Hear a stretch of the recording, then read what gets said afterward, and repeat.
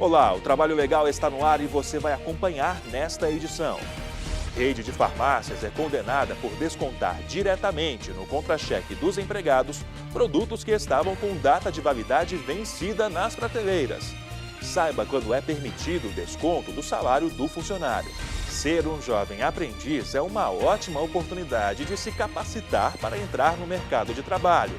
A contratação desse profissional é garantida pela consolidação das leis do trabalho. O Procurador-Geral do Trabalho se reúne com a Associação dos Expostos ao Amianto. O grupo pediu apoio do MPT para assegurar a saúde dos trabalhadores que entram em contato com a substância considerada cancerígena. O Trabalho Legal é o programa do Ministério Público do Trabalho em parceria com a Associação Nacional dos Procuradores do Trabalho. Uma rede de farmácias descontava do salário dos funcionários o valor dos produtos que estavam vencidos. Descontos do salário do trabalhador só são permitidos em casos específicos. Quem nunca teve um descuido no trabalho e deixou quebrar algo sem querer, gerando prejuízo para a empresa? Para muitos, isso pode ser um acidente, mas em alguns casos, esse prejuízo é descontado no salário do empregado. Mas será que isso pode ocorrer? Se você quebrou alguma coisa na sua empresa, foi um acidente, não tem como descontar, né? Eu acho uma forma incorreta, completamente incorreta. O desconto salarial é permitido, de acordo com a lei, com a CLT, quando há uma previsão na lei, uma previsão legal para isso, ou quando há previsão em convenção coletiva. Em caso de culpa do empregado por algum prejuízo que a empresa tenha, eventual culpa do empregado, é preciso que essa possibilidade de desconto, mesmo nessa situação, esteja prevista no contrato de trabalho, ou no caso de dolo do empregado, né? Se ele realmente tiver causado um prejuízo mediante algum produto da empresa, deliberadamente, né? Querendo fazer isso, querendo causar esse dano. Quem já passou pela experiência de ter o salário descontado irregularmente, não esquece. Fui um toca-fita numa garagem subterrânea e o dono do carro falou que foi dentro da garagem, ele não foi. Reclamou para o síndico veio até nós e simplesmente comunicou à empresa e a empresa descontou da gente. Já aconteceu comigo. Já aconteceu uns reatores, nós temos que pagar 5 reatores porque nós trabalhamos uma turma à noite e eu trabalho outra durante o dia. Aí nós instalamos reator, quando foi no outro dia, os fizeram a gambiarra lá e queimaram o reator. Diante dos casos acidentais, há aqueles específicos que envolvem profissões de risco, como a do motorista de ônibus. Os profissionais convivem com o risco diário de sofrer assaltos e, em alguns casos, precisam pagar do próprio salário o valor roubado. Vários companheiros já passaram Já. Inclusive no entorno, eu trabalhava no entorno e lá eles descontam. As empresas do entorno, eles não estão nem aí. Eles só querem ferrar com funcionário. Aqui no DF já é diferente. Aqui nós temos sindicato, graças a Deus, mas no entorno, você pode perguntar para qualquer um que é desse jeito lá. Lá eles descontam mesmo, não estão nem aí. Exemplos como esses são proibidos de acordo com o artigo 462 da Consolidação das Leis do Trabalho. Os descontos legítimos que a empresa pode fazer são os obrigatórios, como os de impostos, convenções ou acordos coletivos. A rede de drogarias Rosário foi condenada por descontar diretamente no contra-cheque dos empregados, quando os produtos farmacêuticos estavam com a data de validade vencida nas prateleiras ou quando ocorreu o extravio. Para impedir que a prática ocorra, o MPT no Distrito Federal propôs um termo de ajustamento de conduta, que foi aceito pelos representantes da empresa. Se ele entender que não teve culpa naquele episódio, né, de eventual prejuízo que a empresa tenha tido com algum produto, se ele se sentir lesado pelo eventual desconto, ele pode procurar o seu sindicato, de representante da categoria profissional, ele pode ajuizar uma ação individualmente para reaver isso, ou pode fazer uma denúncia ao Ministério Público que investigará para ver se essa conduta é coletiva da empresa, né? Se essa conduta é em relação aos demais empregados, se é uma conduta sistemática empresarial. A drogaria deve divulgar o teor do TAC em todas as filiais do Distrito Federal. Se descumprir qualquer uma das obrigações, vai pagar multa de R$ 5.000. A empresa já pagou multa de R$ 50.000 por dano moral coletivo. Em nota, a Rosário afirma não ter praticado nenhum dos atos denunciados, mas concordou em assinar o termo para demonstração do espírito democrático e de responsabilidade social dentro da empresa. Para não passar por uma situação como essa, o trabalhador precisa ficar atento. Se o empregado deixou de adotar algum cuidado que a empresa já tinha recomendado, por exemplo, de fazer a sangria dos valores até determinada hora ou até determinado valor, ele não adotou aquela conduta que é prevista no contrato, né, como uma conduta de prevenção de eventuais problemas ou de eventuais danos. Se ele não adotou isso está previsto no contrato, em princípio o desconto pode ser feito porque está previsto no contrato e ele não cumpriu aquela obrigação.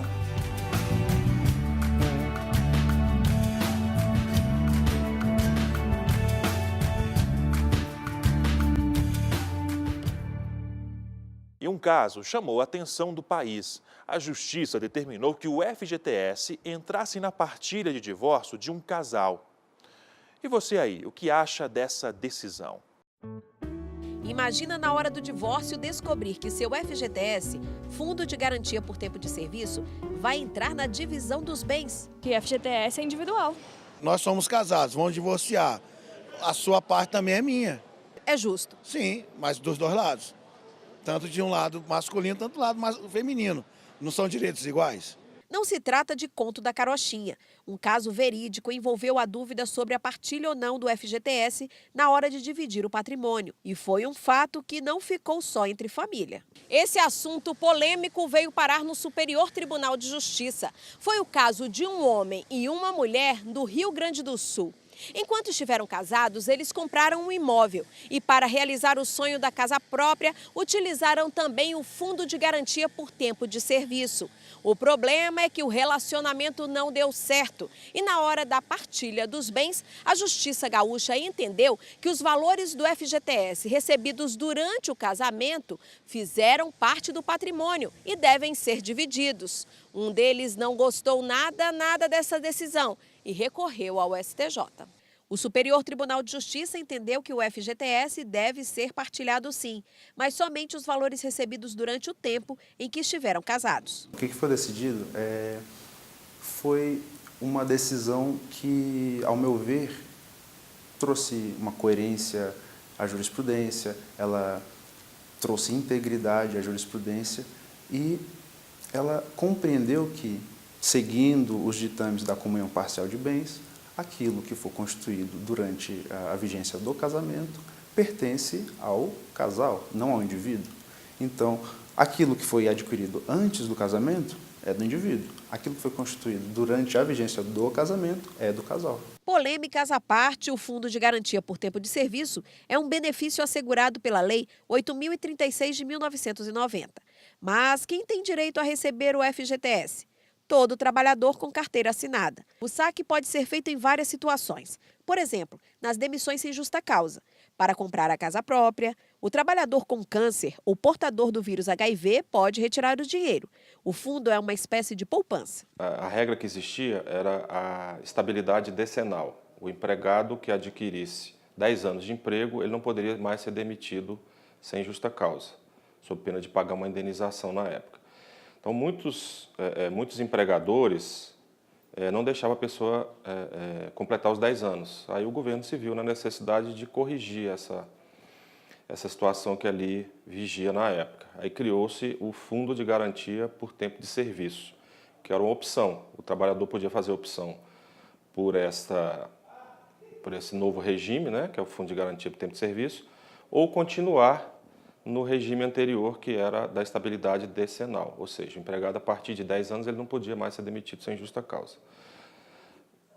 E a partir da Constituição de 1988, essa opção deixou de existir.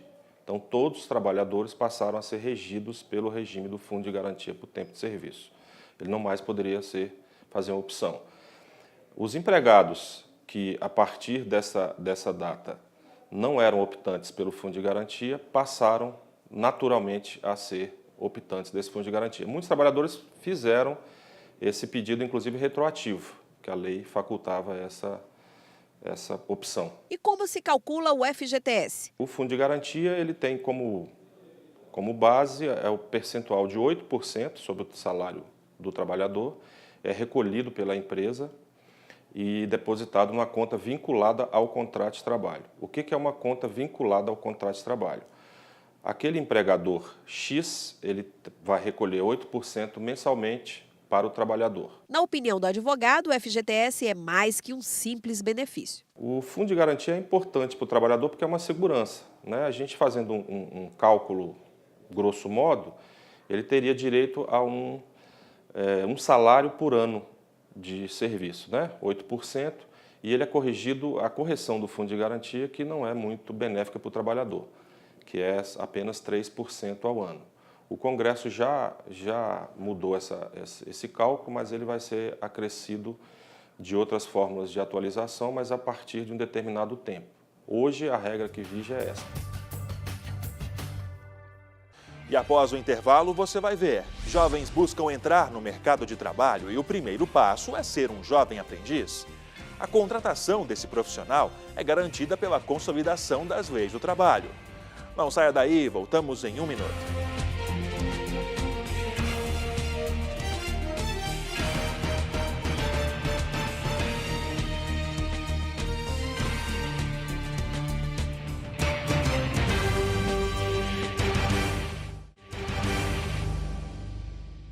E este espaço é para o trabalhador deixar um recado para o patrão. Veja. Marcos, obrigado aí pela oportunidade que você me deu.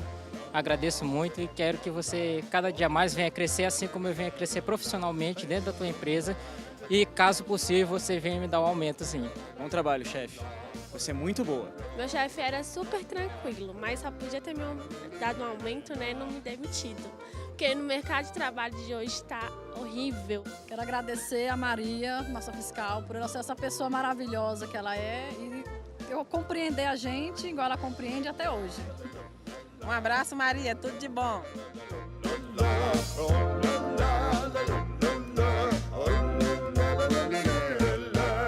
A contratação de jovens aprendizes é garantida pela consolidação das leis do trabalho, além de ser de grande importância para quem está começando a carreira profissional.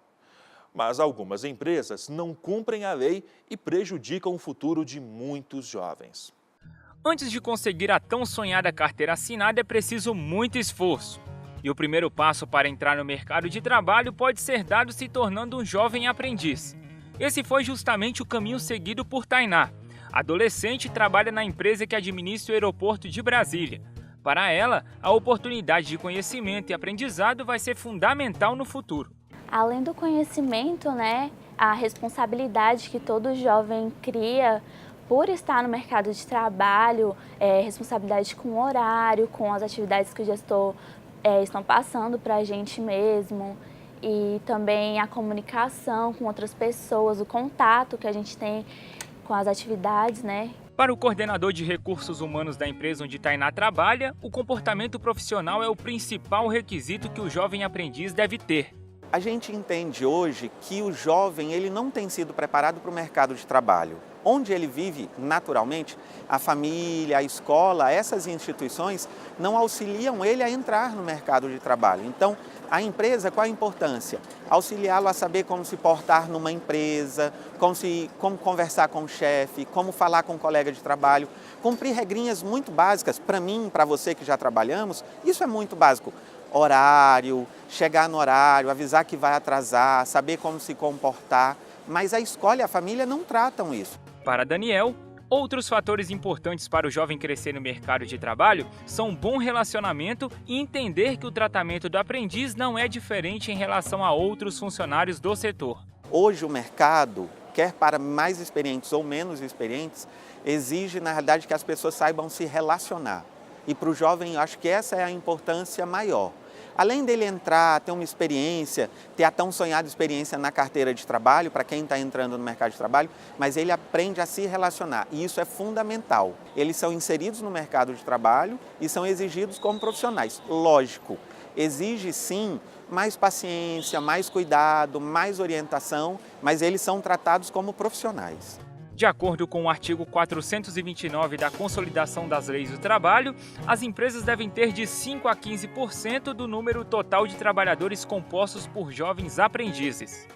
Apesar da cota de aprendiz ser obrigatória, muitas empresas não cumprem a porcentagem de contratações. Foi o que aconteceu em Pernambuco, onde a empresa de ônibus Expresso 1002 virou alvo de ação do Ministério Público do Trabalho, por não contratar a quantidade necessária de aprendizes. O MPT pediu em liminar o pagamento de multa de R$100 mil por dano moral coletivo. Sempre que existe uma denúncia, de que a empresa não está cumprindo essa cota, contratando pelo menos 5% dos seus quadros de aprendizes, isso vai gerar um inquérito civil. Vai ser feita investigação, vai ser feita uma apuração, e caso realmente fique constatada que a empresa não está cumprindo a lei, ela será convocada a assinar um termo de ajuste de conduta, onde ela se comprometerá a cumprir a legislação sob pena de pagamento de multa. Caso a empresa não queira assinar um termo de ajuste de conduta, como foi, por exemplo, essa situação retratada na reportagem, o Ministério Público acionará judicialmente a empresa, perante a Justiça do Trabalho, para que um juiz determine que a empresa passe sim a cumprir a lei sob pena de multa.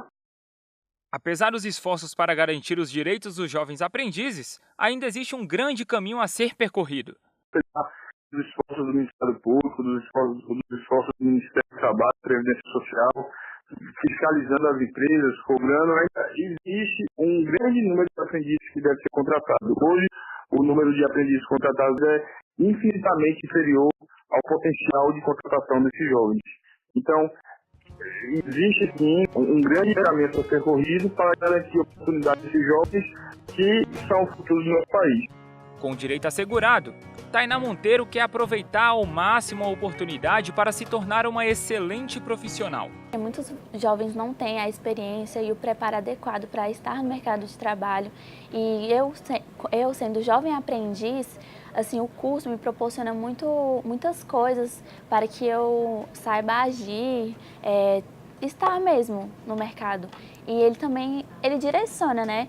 Às vezes a pessoa, ela não tem um direcionamento para faculdade, por exemplo, e estando na empresa e no setor, você pode aprender a gostar daquilo que você faz e seguir como carreira.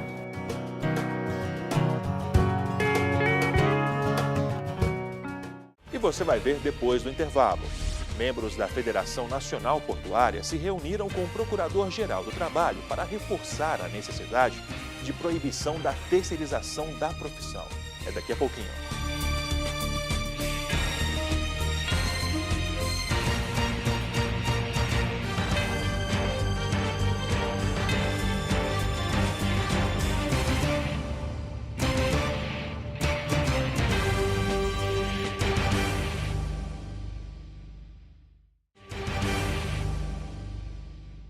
O Procurador-Geral do Trabalho se reuniu com a Associação dos Expostos ao Amianto. O grupo pediu apoio ao MPT para assegurar a saúde dos trabalhadores que entram em contato com a substância considerada cancerígena. Foram cerca de 2 horas de discussão. O Procurador-Geral do Trabalho ouviu atentamente as demandas dos representantes da Associação Brasileira dos Expostos ao Amianto, em encontro realizado na sede do MPT. O tema do amianto é uma das prioridades institucionais do órgão, como garante a Procuradora do Trabalho, Márcia Camei, que também participou do programa pelo banimento do amianto. Preocupa muito. Embora tenha decrescido muito o consumo no Brasil, ele ainda é permitido legalmente, enquanto mais de 64 países já baniram, e baniram atendendo, na realidade, uma diretriz da OMS que preconiza que não há limite seguro para a exposição ao amianto. Então, o Brasil ainda produz muito, exporta, porque tem uma mina, então a questão é bem preocupante ainda. A associação pediu o apoio do órgão nas ações envolvendo o tema, que correm na Justiça. A representante da ABREA destacou a importância da atuação do Ministério Público do Trabalho para que os trabalhadores estejam protegidos do risco do amianto. Essa parceria foi construída, já de algum tempo e ela tem sido extremamente proveitosa porque é um trabalho muito cuidadoso, com muito respeito à instituição. Nós queremos somar. É isso que nós temos feito.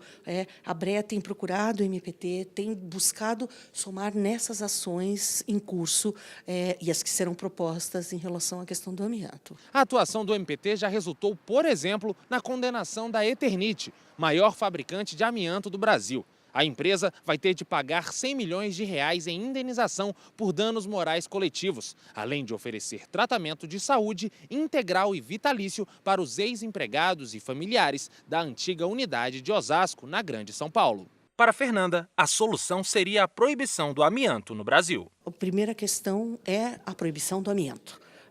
É realmente interromper esse curso de sofrimento, de adoecimentos, que nós teremos de enfrentar isso por muitos anos. As doenças do amianto, elas se manifestam, podem até 50 anos após a exposição. Então, nós teremos ainda no Brasil uma situação bastante grave para os próximos anos. O que nós queremos nesse momento, e a nossa luta é interromper esse ciclo de sofrimento, dos adoecimentos, e também que as vítimas possam ser indenizadas, tratadas, que recebam a atenção que elas merecem. O programa de banimento do amianto no Brasil tem como objetivo erradicar de uma vez por todas o uso da substância no país. Mas, como algumas leis estaduais ainda permitem a comercialização e a fabricação do produto, o MPT busca também garantir a saúde do trabalhador, atuando de forma repressiva para quem descumprir a legislação. O encontro ainda contou com a presença por videoconferência do Coordenador Nacional de Defesa do Meio Ambiente de Trabalho, Leonardo Osório Mendonça, e dos Procuradores do Trabalho, Juliana Queluz Venturini e Rodrigo Rafael de Alencar. Márcia Camei aprovou o encontro. Acho que o encontro foi muito produtivo, porque existe a necessidade dessa troca, São visões distintas em torno de uma mesma questão. A questão é o amianto, mas as associações, movimentos sociais, eles têm contato com essa realidade, a realidade do trabalhador, e isso nos alimenta, alimenta as nossas ações, contribui com provas. Então, acho que esses objetivos, se eles puderem ser canalizados para uma finalidade comum, é produtivo para ambas as partes.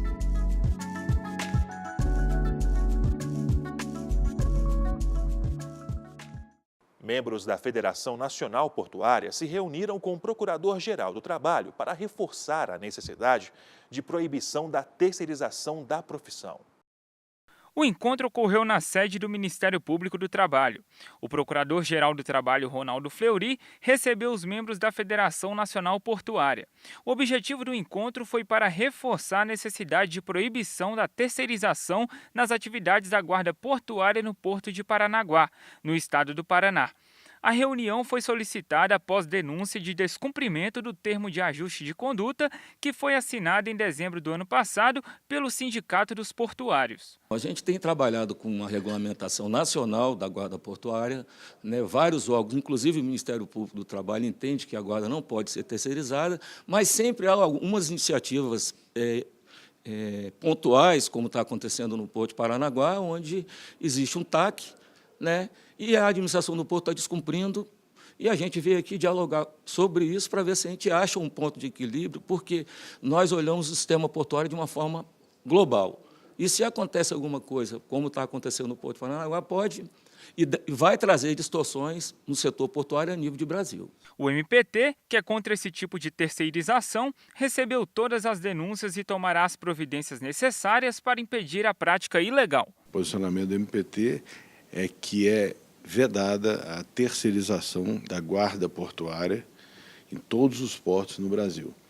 É uma atividade típica de poder de polícia, onde há necessidade de que haja trabalhadores especificamente contratados para isso. Não se confunde com a guarda patrimonial. Estamos falando de controle de acesso de pessoas, acesso de veículos, a uma área considerada área de fronteira. Então, trata-se de matéria de segurança nacional. Já terceirização não é possível.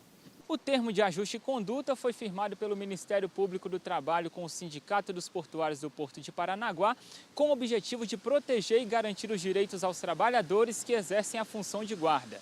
O sindicato não compreendeu o termo de ajustamento de conduta que tinha sido firmado lá em Paranaguá, e já impugnou judicialmente o termo de ajustamento de conduta, representou o procurador. E hoje ficou esclarecido que o termo de ajustamento de conduta ele é exatamente o que está previsto em lei, vai de acordo com o entendimento majoritário no âmbito da Coordenadoria Nacional do Trabalho Portuário e Aquaviário, e a denúncia de eventual descumprimento agora vai ser encaminhado para a Procuradoria, lá no Paraná, lá em Curitiba, para que seja apurado. Os casos de terceirização foram expostos durante a reunião. Segundo a federação, o problema vem ocorrendo por conta da administração dos portos. Existe hoje no Brasil um Código Internacional de Segurança nos nossos portos, que foi adotado aqui no Brasil, e para ser cumprido tem uma série de atribuições e de iniciativas que tem que ser feitas. Inclusive, ter pessoal próprio, treinado e capacitado para exercer a vigilância patrimonial de pessoas, combater o tráfico de drogas, enfim, são atribuições que são diretamente ligadas à segurança pública portuária. E aqui no Trabalho Legal, a sua sugestão de reportagem é sempre muito bem-vinda. trabalholegal.pautas@gmail.com é o nosso contato. Agora, para mais informações sobre o Ministério Público do Trabalho, basta acessar o portal www.mpt.mp.br e também o Facebook ou o canal no YouTube. Esta edição fica por aqui. Uma ótima semana para você e até a próxima.